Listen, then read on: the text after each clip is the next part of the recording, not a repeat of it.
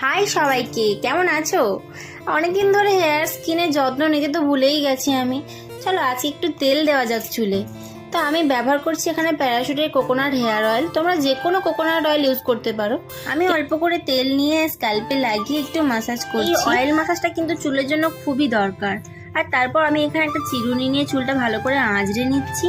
তারপর দেখো আমি আমার চুলটাকে সুন্দর করে বিনুনি করছি, যাতে চুলটা আমার ঘুমের ডিস্টার্ব না করতে পারে আর চুলটাও খুব ভালো থাকে। অনেকদিন পরে বিনুনিটা করলাম, বেশ ভালোই লাগছে। যাই হোক, এবার করে নেবো একটু ফেস ওয়াশ।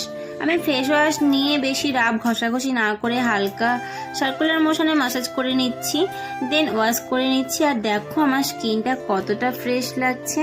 আর ভালো করে গামছা দিয়ে মুখটা মুছে নিলাম।